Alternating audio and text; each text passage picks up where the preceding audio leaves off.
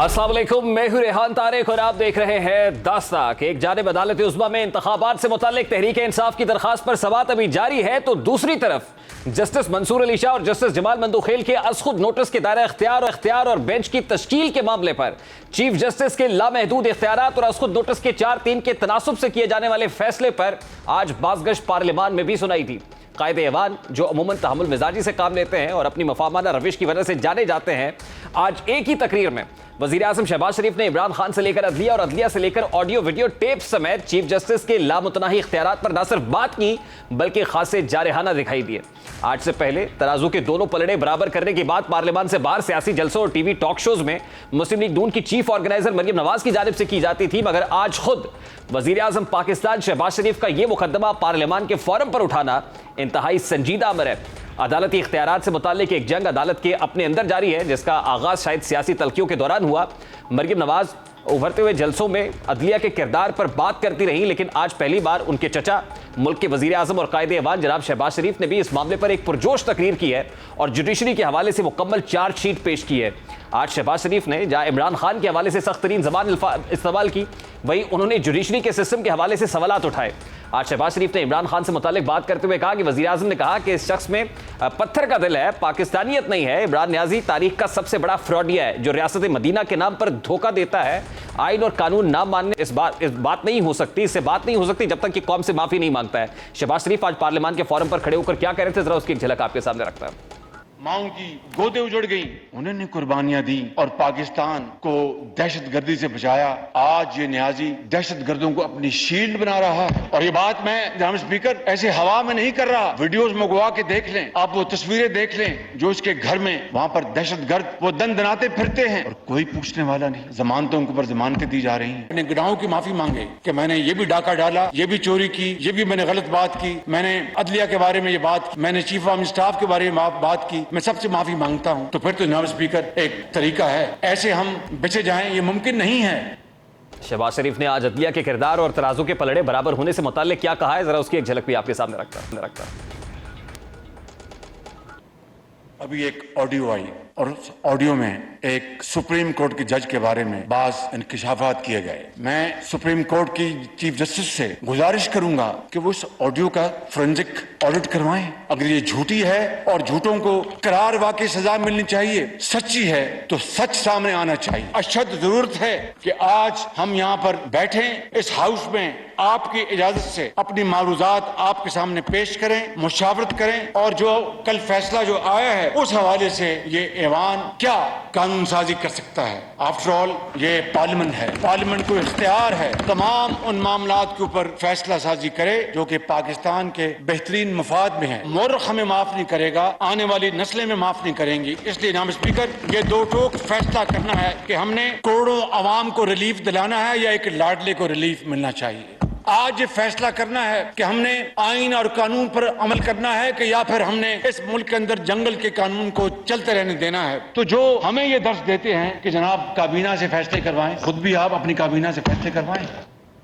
आज मरियम नवाज ने भी अपनी ट्वीट में यह वाज़ेह किया कि इलेक्शन का फैसला करने से पहले इस बात का फैसला होगा कि 4-3 या 3-2 में क्यों बदला गया, इसके पीछे मकासद क्या थे, इसमें कौन कौन शामिल था। क्या इस अहम तरीन नुक्ते का अहाता किए बगैर जोर जबरदस्ती से कानून के फैसले को कालीन के नीचे छुपाकर कोई भी फैसला कबूल होगा? हरगिज नहीं होगा। मरियम नवाज इससे कबल भी तराजू के दोनों पलड़े बराबर करने की बात करती रही है। इलेक्शन मुहिम इस नारे पर चलानी पड़े कि इलेक्शन कराओ, जरूर कराओ, मगर पहले तराजू के दोनों पलड़े एक जैसे करो, बराबर करो। ये मरियम नवाज का धुआंधार खिताब है। आज शहबाज शरीफ ने भी धुआंधार तकरीर की है और उसके बाद हमने देखा कि किस तरह शहबाज शरीफ ने आज पार्लियामान के मुश्तरका इजलास के दौरान चीफ जस्टिस के इख्तियारात कम करने के लिए कौमी असम्बली से कानून साजी का मुतालबा किया और बताया कि अदलिया के अंदर से उठने वाली आवाजें उम्मीद की नई किरण है। हमने कानून साजी ना की तो मौरख माफ नहीं करेगा। इसके बाद यकायक पार्लियामान में एक करारदाद पेश कर दी जाती है, जिसके बाद खबर आती है कि आज ही वफाकी काबीना का हंगामी इजलास होगा, जिसमें इस बात की मंजूरी ली जाएगी कि चीफ जस्टिस की जानिब से सो मोटो एक्शन यानी अज़खुद नोटिस के इख्तियारात में तब्दीली के हवाले से कानून साजी की जाए और अज़खुद नोटिस के इख्तियार को रेगुलेट किया जाए। काबीना की मंजूरी के बाद यह मामला फौरी पार्लियामान में पेश कर दिया जाएगा। आज चीफ जस्टिस के अज़खुद नोटिस के हवाले से कानून साजी की इक़दामात का आगाज कर दिया गया है। इस बारे में अब तीन और खदशात तो बहुत पहले से मौजूद थे, लेकिन सियासतदानों की जानिब से अदलिया के मामलात में दखलंदाजी नहीं की गई। लेकिन अब जब अदलिया के अंदर से ही इस इख्तियार के बेजा इस्तेमाल पर आवाज़ें आना शुरू हुई हैं तो कानून साज भी हरकत में आना शुरू हो गए हैं। आज खुद नोटिस के इख्तियार के बारे में सबसे पहले सीनियर मोस्ट जज काजी फाइज ईसा साहब की जानिब से, जिसके बाद जस्टिस जमाल बंदोखेल की तरफ से और फिर जस्टिस मंसूर अली शाह ने भी एतराज़ात उठाए। और जस्टिस मंसूर अली शाह तो एक तकरीर ये तक कहते हुए दिखाई दिए कि सुप्रीम कोर्ट का मतलब होता है कि इसमें मौजूद तमाम जजेस, इसका मतलब सिर्फ चीफ जस्टिस नहीं होता। तो chairman executive committee Pakistan bar council Hasan Raza Pasha साहब हमारे साथ मौजूद है, इस मामले पर उनसे बात करते हैं। अस्सलाम वालेकुम पाशा साहब, बहुत बहुत शुक्रिया आपके वक्त के लिए। सबसे पहले तो फरमाइएगा कि एक जानिब जो पाकिस्तान तहरीक इंसाफ की पिटीशन पर सुप्रीम कोर्ट में समाअत हो रही है, दूसरी तरफ आज पार्लियामान के इजलास में वजीर आजम ने कानून साजी का मुतालबा किया, उसके बाद काबीना का इजलास बुला लिया गया है, मुजव्वज़ा तरामीम वहां से मंजूर कराई जाएंगी, पार्लियामान के अंदर बिल पेश किया जाएगा। क्या पाकिस्तान बार काउंसिल अदालती इस्लाहात के इस बिल की हिमायत करती है? जी बिल्कुल, जो सुनने में आ रहा है वो तो अमेंडमेंट्स ऐसी हैं जिनका मुतालबा तमाम बार काउंसिल्स और बार एसोसिएशंस बड़े एक तवातुर के साथ करती रही हैं। मसलन उसमें एक तरमीम जो सुनने में आ रहा है वो ये है कि 184(3) की जब कोर्ट कॉग्निजेंस लेगी तो वो फिर सिर्फ चीफ जस्टिस साहब का इख्तियार नहीं, बल्कि वो शायद 2 सीनियर जजेस जो सुप्रीम कोर्ट के हैं वो भी शामिल होंगे और एक कमेटी स्क्रूटनी करेगी। और अगर वो मुनासिब समझेगी कि 184(3) की कॉग्निजेंस लेनी है तो फिर वो उसको सुओ मोटो केस में कन्वर्ट करेगी। तो और दूसरी तरमीम जो बड़ी इंपॉर्टेंट है, इस पे भी हम बड़े अरसे से मुतालबा करते चले आ रहे हैं, वो ये है कि सुओ मोटो जब लिया जाता है तो फिर उसकी अपील प्रोवाइडेड नहीं है और इसमें शायद वो अपील दे दें तो ये तो बहुत ही अच्छी बात है। आपको पता है कि सुप्रीम कोर्ट के बाद अल्लाह की अदालत ही है, तो इसमें अगर कोई मुतासरा फरीक उसको कोई सुनवाई ना हो तो ये बहुत बड़ी ज़्यादती है, कानूनी तौर पे भी, आइनी तौर पे भी और इंसानी हवाले से भी। तो हम समझते हैं कि अगर 184(3) की जुरिस्डिक्शन अज्यूम करते हुए ऑनरेबल सुप्रीम कोर्ट कोई जजमेंट या फैसला करती है तो उसकी अपील होनी चाहिए और मुतसरा फरीक को ये हक हासिल होना चाहिए कि वो अपील फाइल करे और वहाँ पे अपनी जो है वो दादरसी हासिल करे। पाशा साहब, जब इतनी अहम इस्लाहात होने जा रही है और जिस इदारे से मुताल्लिक है, इस इदारे को ऑन बोर्ड ना लिया जाना, क्या ये जस्टिफाइड होगा? देखें, ये जो होनी है कॉन्स्टिट्यूशन ऑफ बेंचेस और 184(3) के हवाले से जो अमेंडमेंट प्रपोज्ड है वो आर्टिकल 191 कॉन्स्टिट्यूशन ऑफ पाकिस्तान के तहत होनी है करना।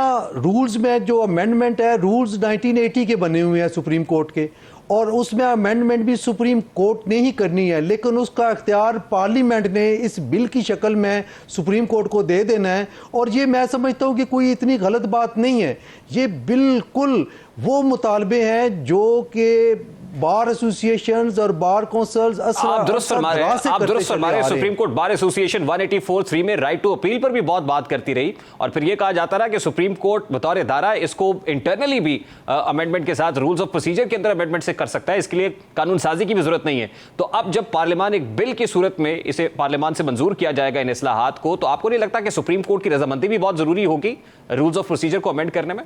नहीं, देखिए, पार्लियामेंट बाख्तियार इदारा है और तमाम इदारों की माँ समझा जाता है। तमाम कवानीन पार्लियामेंट ने ही बनाने होते हैं, इवन आईने पाकिस्तान भी पार्लियामेंट ने ही बनाना, अमेंडमेंट भी पार्लियामेंट ने ही करनी होती है। तो ये इख्तियार कोई इदारा और ले नहीं सकता। पार्लियामेंट अगर विल ऑफ द पीपल अगर ये है कि ये अमेंडमेंट होनी चाहिए, विल ऑफ द पीपल अगर है कि ये एक्ट जो है वो मंजूर होना चाहिए, तो मेरा ख्याल है कोई ऐसी, हाँ अगर आइन के मुतसादम है तो फिर सुप्रीम कोर्ट ऑफ पाकिस्तान या हाई कोर्ट जो है वो इसमें इंटरफेरेंस कर सकती हैं। और अगर आइन पाकिस्तान की जो स्ट्रक्चर है उसके अगेंस्ट नहीं है तो फिर मेरा ख्याल है कि कोई जवाज़ नहीं बनता इंटरफेरेंस करने का। लेकिन पाशा साहब, रियासत के 2 अहम इदारे हैं, एग्जीक्यूटिव भी और अदलिया भी। अदलिया और एग्जीक्यूटिव के माबैन सेम पेज ना होना, इसका तासुर तो बड़ा गहरा हो रहा है। जी बिल्कुल, सेम पेज पे क्यों आए जी? बात यह है कि एग्जेक्टिव के खिलाफ जब केसेस आते हैं तो वो सुप्रीम कोर्ट में आते हैं, तो क्या सुप्रीम कोर्ट ये समझे कि हम चूंकि एक पेज पे हैं तो हमने इनके खिलाफ फैसला नहीं करना? ये तो कोई बात ना हुई। ये इदारे सेम पेज पे नहीं हो सकते, मुमकिन ही नहीं है, लेकिन एक दूसरे का एहतराम और पुरअमन बकाए बामी के असूल के तहत इनको काम करना चाहिए। देखिए, ये जो अमेंडमेंट्स प्रपोज्ड अभी तो हमारे सामने बिल की सूरत में नहीं है, सुनने में आ रहा है, मीडिया ही बता रहा है, तो ये जो प्रपोज्ड अमेंडमेंट्स हैं, मैं नहीं समझता कि इनमें कोई ऐसी चीज़ है जिस पे सुप्रीम कोर्ट ऑफ पाकिस्तान के इख्तियारात में पार्लियामेंट जो है वो दखल अंदाजी कर रही है। इस वक्त जो पार्लियामान का स्ट्रक्चर है उसमें एक बड़ी ऑपोजिशन पार्टी पार्लियामान के अंदर नहीं है, तो आपको लगता है कि जो भी कानून साजी होगी उसको लेजिटिमेसी हासिल होगी, या उसके बाद कोई और आएगा फिर क्वाश कर देगा, नए सिरे से मामला शुरू हो जाएगा? इसको किस तरह से देखते हैं? सर, बात ये है कि ये जिस वक्त इन्होंने रेजिग्नेशन फाइल किए उस वक्त भी हमारी सोच ये थी कि इनको ऐसा नहीं करना चाहिए। ये जमहूरी इदारे हैं और पार्लियामेंट इज़ बेस्ट प्लेस कि जहाँ पे वो अपने मामलात को रिड्रेस कर सकते हैं। आप देखें कि आज इमरान खान साहब और पीटीआई का पार्लियामेंट के बाहर होने की वजह से उनको कितना नुकसान है। काश ये फैसला वो ना करते, पार्लियामेंट में रहते और एक बेहतरीन अपोजिशन बनती थी, ट्रेंड और बेहतरीन अपोजिशन जो इस हुकूमत को टफ टाइम दे सकती थी और कानून साजी में भी एक अपना रोल प्ले कर सकती थी। लेकिन इन्होंने पार्लियामेंट से निकल जाना मुनासिब समझा और अपना रोल जो एक आइनी तौर पे और इंतखाबात के ज़रिए मैंडेट मिला था इनको, पाकिस्तान के अवाम ने इनको मैंडेट दिया था, उसको भी इन्होंने खातिर में नहीं लाया। ठीक है आपकी, इमरान खान साहब की पॉलिटिकल पार्टी पार्लियामान में नहीं थी, रेजिग्नेशन देके बाहर चले गए। उसके बाद इस हुकूमत ने नैब अमेंडमेंट्स की और उन नैब अमेंडमेंट्स को इमरान खान साहब उठाकर सुप्रीम कोर्ट ले गए। वो तो नैब के कानून में तरमीम का मामला था, यहाँ सुप्रीम कोर्ट में जो जुडिशल रिफॉर्म्स है उनका मामला है। तो आपको नहीं लगता कि इस मामले के ऊपर कंसेंसस होना बहुत जरूरी था? अल्टीमेटली ये तो अदालतों में जाएगा, चैलेंज होगा और बहरान जो है बढ़ेगा, थमेगा नहीं। आप मुझे ये बताएं कि कौन कौन सी अमेंडमेंट है, वन बाय वन इस पे बात कर लेते हैं। सर, पहले तो 184(3) के ऊपर राइट टू अपील का मामला है। दूसरा ऑब्वियसली लामुतनाही इख्तियारात की बात हो रही है चीफ जस्टिस के 184(3) के दायरा इख्तियार को लेकर। चले इस पे पहले 184(3) को ले लेते हैं। 184(3) एक किसी भी मैटर में जब 184(3) की जुरिसडिक्शन अज्यूम करती है सुप्रीम कोर्ट ऑफ पाकिस्तान, ठीक है, तो उसमें 2 रुकनी बेंच है, 3 रुकनी बेंच है, या चीफ जस्टिस साहब की प्रोरोगेटिव है कि वो कितनी रुकनी बेंच बनाते हैं। वो जब बेंच बन जाता है और वो एक फैसला उस पर सादर कर देता है, तो क्या राइट टू अपील नहीं होना चाहिए इस पे? ये तो फर्ज महल आपके ही किसी, देखिए, राइट टू अपील बुनियादी हक है। और देखिए, एक वो मामला जो सिविल जज की अदालत से शुरू होना चाहिए था, उस मामले को आप बाकी तमाम जो फोरम्स हैं उनको बाईपास करके सुप्रीम कोर्ट ऑफ पाकिस्तान के लेवल पे ले आते हैं और वहाँ पे कोई फैसला हो जाता है। तो क्या मुतसरा फरीक का कोई राइट नहीं है अपील करने का? बिल्कुल राइट टू अपील होना चाहिए। आज तक इस हवाले से रिफॉर्म्स नहीं हो सकी। सुप्रीम कोर्ट बार एसोसिएशन भी ये मुकदमा उठाती रही।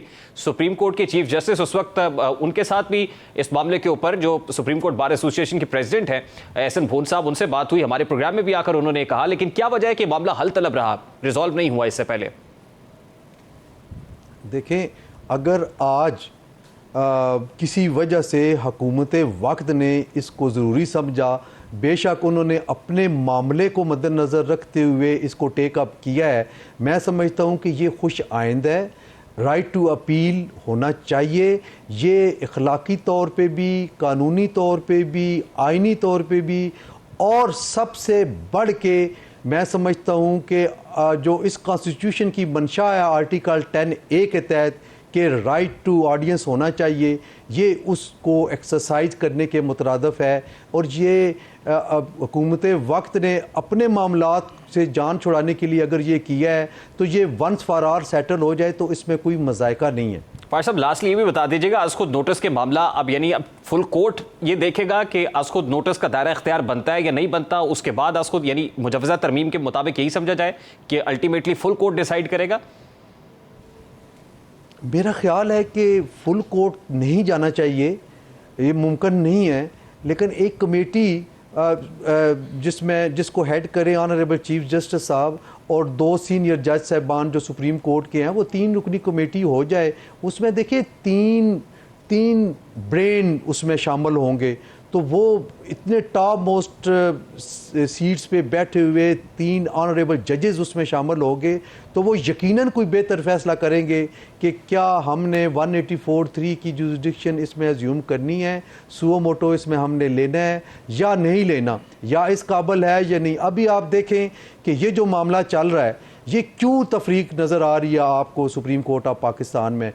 4 जजेस ये कह रहे हैं कि ये मामला सुओ मोटो का नहीं बनता। उसकी वजह यह है कि ये matter already respective high courts में पेंडिंग है और ICA उसमें है, कंटेम्प्ट एप्लीकेशन उसमें फ़ाइल हुई है, तो इसमें अभी नहीं बनती।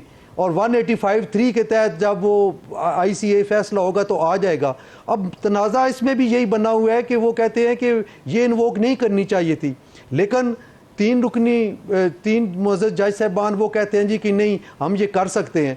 तो इसीलिए ये सेटलमेंट करना ज़रूरी है कि अगर हमने अज्यूम करनी है तो एक शख्सियत नहीं, अगर 3 या 4 दिमाग मिल जाएं और वो फैसला करें तो वो ज़्यादा बेहतर होगा।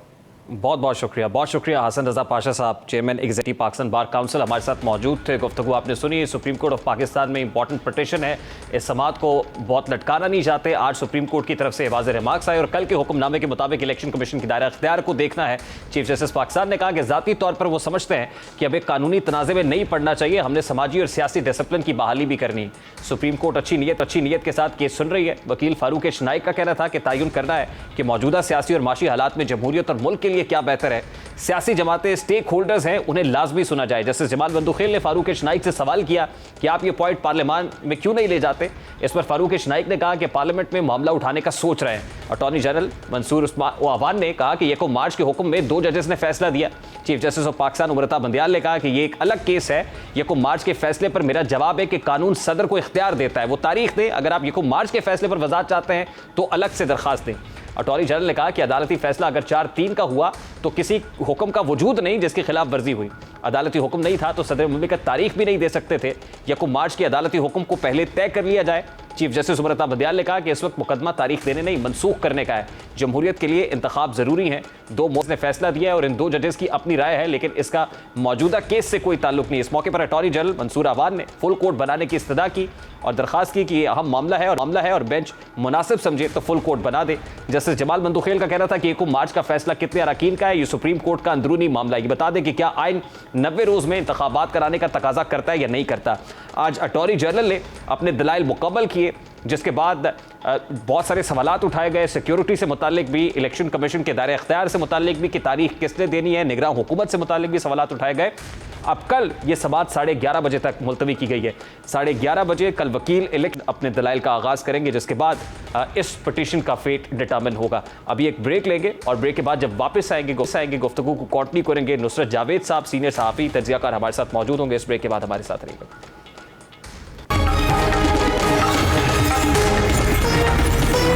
Welcome back. वफाकी काबीना इजलास से भी ताज़ा तरीन खबर यह है कि वफाकी काबीना ने मुजव्वज़ा तरामीम की मंजूरी दे दी है, जिसके मुताबिक सुप्रीम कोर्ट के 3 सीनियर तरीन जजेस आज खुद नोटिस केस का फैसला करेंगे। 30 दिन के अंदर अपील दायर करने का हक होगा और 14 रोज़ के अंदर अंदर इस केस को सुना जा सकेगा। इस वक्त सीनियर सहाफ़ी तज्ज़ियाकार, बल्कि मैं कहूँगा बाबा सहाफ़त, नुसरत जावेद साहब ने हमें ज्वाइन किया है। नुसरत जावेद साहब अस्सलाम वालेकुम, बहुत बहुत शुक्रिया हमें ज्वाइन करने के लिए। सर, आपसे हम सीखते हैं आपकी तहरीरों से, आपके तज्जियों से, तो रहनुमाई फरमाइएगा जो कुछ हो रहा है ये क्या हो रहा है और क्यों हो रहा है सर? सीधी सादी बात है जी। बहरहाल आप खैर बाबा सहाफत क्या हो ना, हम तो पुराने ज़माने के सहाफ़ी हैं, तो अदालती मामलात के बारे में जो है वो बात करते हुए ले सांस भी आहिस्ता का खौफ लाहक है।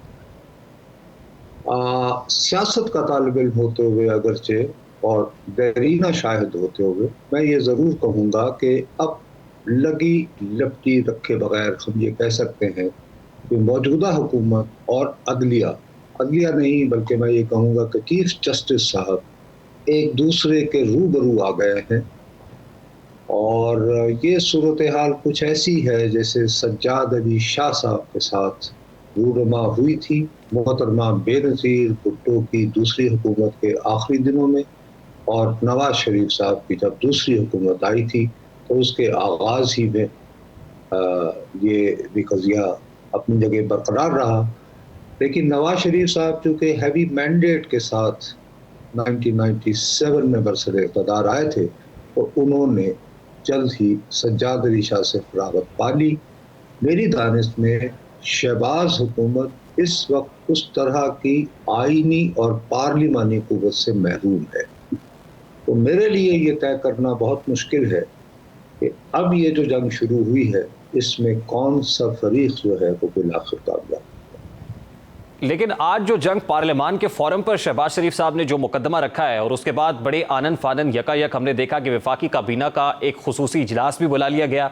उस इजलास के अंदर मुजव्वज़ा तरामीम रख के उनको मंजूर भी कर लिया गया और हमारी इतलात के मुताबिक आज ही इसको पार्लियामान में टेबल भी कर दिया जाएगा। तो रियासत के दो इदारे हैं नुसरत साहब, एक एग्जेक्टिव है और दूसरी अदलिया, दोनों पिलर्स हैं। ये अगर आमने सामने आ जाएंगे तो आप क्या देखते हैं, फिर इसका नतीजा क्या निकलेगा?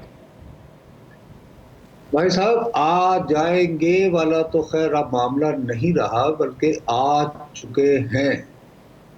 मैं उसमें सिर्फ ये बता रहा हूँ कि माजी के मुकाबले में इस वक्त जो हुकूमत है वो पार्लिमानी क़ुव्वत के एतबार से ज़रा कमज़ोर है।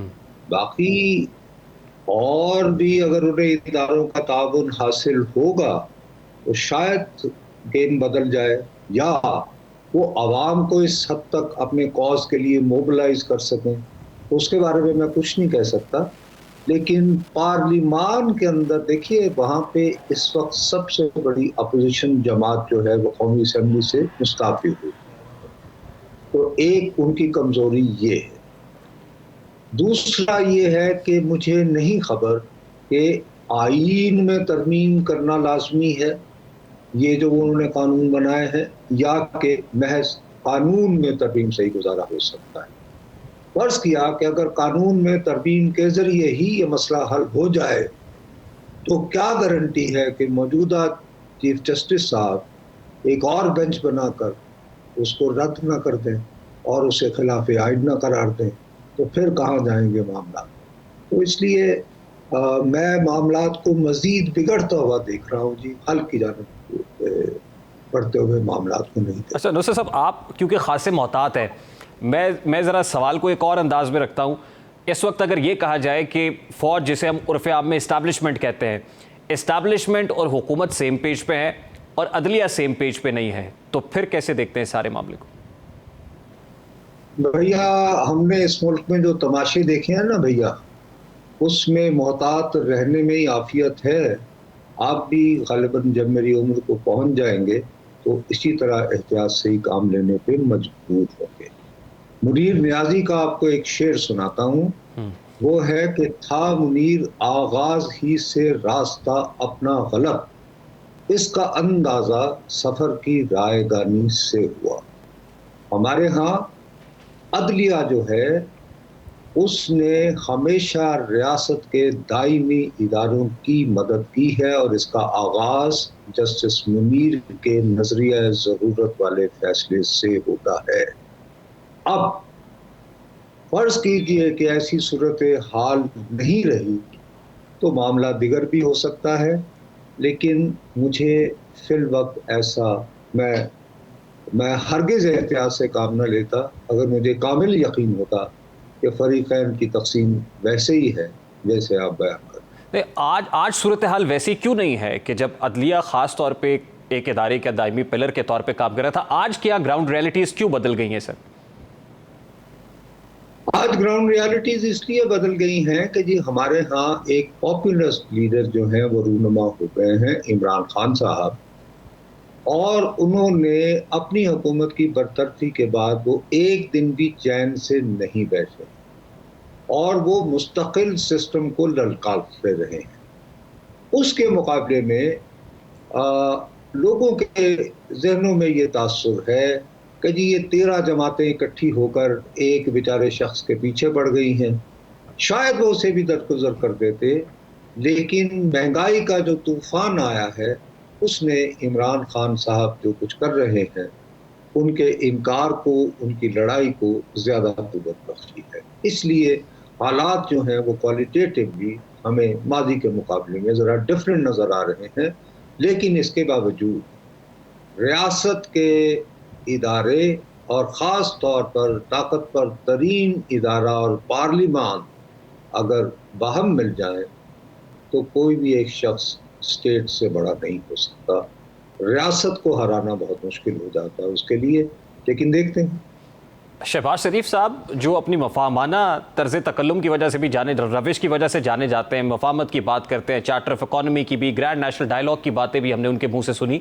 आज वो कहते हैं कि जब तक इमरान खान माफ़ी नहीं मांगेगा तब तक हम नहीं बैठेंगे। तो आप समझते हैं कि मामला तब पॉइंट ऑफ नो रिटर्न के ऊपर है कि शहबाज साहब जैसे बंदे ने आज इतनी एग्रेसिव मोड के में खिताब किया और ये भी कहा है कि जब तक माफ़ी नहीं मांगते तो फिर ना नौमन तेल होगा ना राधा नाचेगी? जी हाँ, लेकिन साहब बहुत देर कर दी उन्होंने। हमेशा देर कर देता हूँ मैं। मुदीर न्याजी साहब का उनका जो ख्याल था कि वो हर एक से बनाकर रखने की नहीं, उन्होंने जो आदत बना रखी है, मैं हमेशा ज़ाती तौर पर उसको friends to all sincere to none कहता रहा। इनके पास 3-4 बड़े बड़े मौके आए थे जब ये ललकार सकते थे सही मानों में। उनमें सबसे बड़ा वो था कि जब इन्हें ये बताया गया कि साहब आप सिर्फ अपना बजट पेश करके तो घर चले जाइए, तो ये जब लंदन गए थे इनके भाई ने कहा जी हुकूमत छोड़ें। उसके बाद इनको पैगाम मिला कि यार वो IMF का मामला भी करना है, क्या करना है, रुक जाएं। रुक गए और उसके बाद फिर ये कॉम्प्रोमाइज़ पे कॉम्प्रोमाइज़ करते रहे। काश कि आज जो इन्होंने इतनी लंबी चौड़ी तकरीर फरमाई है उसमें ये भी बता देते कि नवंबर के आखिरी 2 हफ्तों में जब एक बहुत बड़ी तैनाती का सवाल था तो ये किन मुश्किलात का सामना कर रहे थे। वैसे जावेद साहब ये बड़ी इंपॉर्टेंट बात आप कर रहे हैं, लेकिन जाते जाते मुझे फिर इस सवाल का जवाब भी दे दें सर कि जो हमारे जैसे मुल्कों के अंदर जो डेवलपिंग कंट्रीज़ होते हैं वहाँ पर रियासत से टकराने का हौसला, हिम्मत, सकत होना सही मानों में और फिर उसमें कामयाबी समेट लेना, इसके चांसेस कितने ज़्यादा होते हैं? अगर इमरान खान साहब पॉपुलर हैं, पॉपुलैरिटी की जोन में हैं, कहीं ना कहीं एंटी इस्टेब्लिशमेंट नैरेटिव बिल्ड कर रहे हैं, वहाँ शहबाज शरीफ साहब के लिए शायद टकराना बड़ा मुश्किल था, या इमरान खान को टकरा के कोई फ़ायदा हासिल होता हुआ देख रहे हैं आप? अभी तक की हमारी जो तारीख है वो बेचारी बर्मा से मिलती जुलती है। जी जी, आंग सान सूची। मेरा ख्याल है तो इमरान खान साहब जो है वो आंग सान सूची से ज्यादा मकबूल तो नहीं है। उनके लिए उनकी हिमायत में तो आर्म स्ट्रगल भी हो रही है गुज़श्ता 2 बरसों से, और वो बेचारी खुद दोबारा जेल में है, सजा वाली हुई है। तो मैं आपसे दोबारा अर्ज कर रहा हूँ कि अगर मुझे कामिल यकीन हो कि वाक़अतन रियासत के तमाम इदारे बाहम मिलकर जो हैं वो इमरान खान साहब के खिलाफ यकजा हो गए हैं, तो शायद मैं उनका अंजाम भी आंग सान सूची जैसा सोचता। फिर वक्त मेरे लिए ये तय करना बहुत मुश्किल। बहुत बहुत शुक्रिया नुसरत जावेद साहब आपके वक्त के लिए। आंग सूची की बड़ी रेलेवेंट और अप्रोप्रिएट एग्जांपल नुसरत जावेद साहब ने रखी। आंग सान सूची की जो स्ट्रगल है वो एंटी एस्टैब्लिशमेंट रही, और उससे ज़्यादा पॉपुलर कौन हो सकता है ऐसे वक्त में कि जब उसके साथ सिविल सोसाइटी के सारे लोग मौजूद थे। बावजूद इसके फौज की मदद के बगैर वो हुकूमत में नहीं आई, और उसके बाद जब चली गई तो उस वक्त भी ताकतवर हलकों की सपोर्ट यानी हाथ उठ जाने के बाद कहीं। ब्रेक लेते हैं, ब्रेक के बाद वापस आते हैं।